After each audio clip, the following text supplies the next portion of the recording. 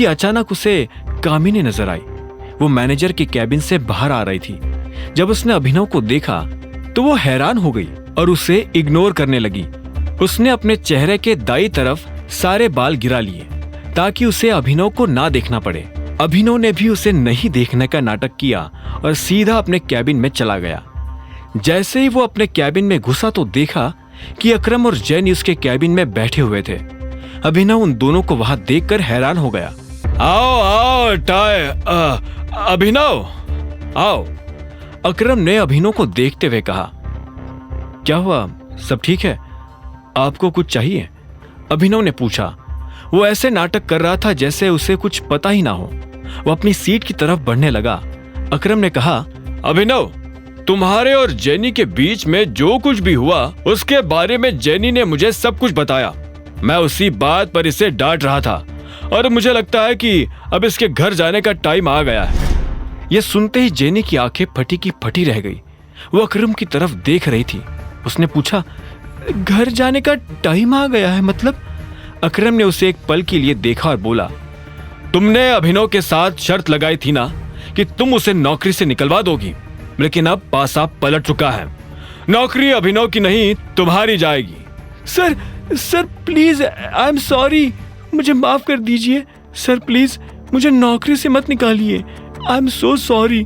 Jenny ने तुरंत माफी मांगते हुए कहा। यह सुन अभिनव को हंसी आ गई।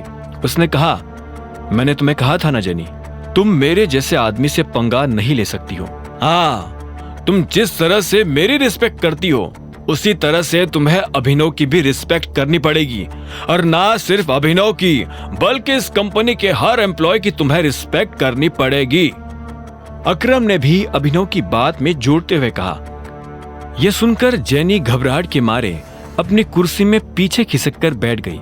उसने अभिनव को देखा और बोली, प्लीज मुझे नौकरी से मत निकालिए, प्लीज अकरम सर, मुझे। इससे पहले कि जेनी अपनी बात पूरी कर पाती उसकी आंखें भर आई थी। अभिनव ने उसे देखा तो उसके मन में जेनी के लिए दया आ गई। उसने अकरम को देखा और इशारों इशारों में समझाया कि वो जेनी को नौकरी से नहीं निकाले। अकरम ने हाँ में सिर हिलाया और बोला, ठीक है, लेकिन यह सिर्फ एक ही शर्त पर हो सकता है। तुम्हें अगर इस कंपनी में रहना है तो तुम्हें अभिनव और बाकी लोगों की रिस्पेक्ट करनी पड़ेगी।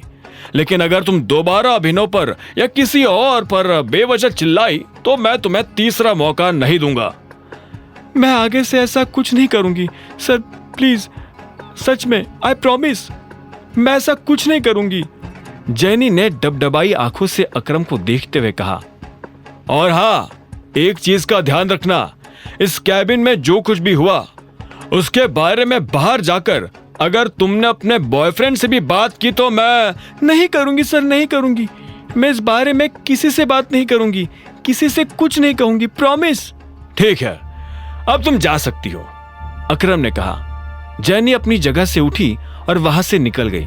उसके जाते ही अकरम ने अभिनव से कहा, गजब का सिर दर्द है ये लड़की।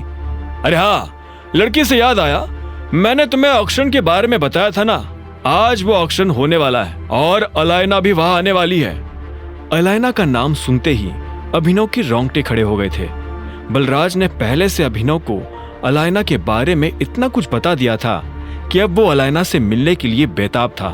उसने कहा, हाँ, हम भी इस ऑक्शन में चलेंगे। हम नहीं, सिर्फ तुम। मैं आऊंगा पर तुम्हारे साथ नहीं। लोगों को शक होगा, हो सकता है कि मेरे साथ चलने से तुम्हें दिक्पाल छिंगावत भी मिल जाए। दिक्पाल छिंगावत का नाम सुनते ही अभिनव की आंखें बड़ी बड़ी हो गई थी। वो अपने दुश्मन से जल्द मिलना चाहता था। इतने में अकरम ने कहा, दिक्पाल से ज्यादा अलायना से बचकर रहना, she is a sweet poison. तुम्हें ले जाने के लिए मैंने अपने एक आदमी से बात कर ली है, वो तुम्हें मेरे रेस्टोरेंट से पिक कर लेगा। और हाँ, ये वीआईपी कार्ड अपने पास रखो, शहर के सभी बड़े लोगों के पास ये कार्ड है। कोई तुम्हें परेशान करे तो बस ये कार्ड दिखा देना। अभिनव ने उस कार्ड को लिया और ध्यान से देखने लगा। उस कार्ड पर निचले हिस्से में एक छोटा सा टाइगर गुदा हुआ था।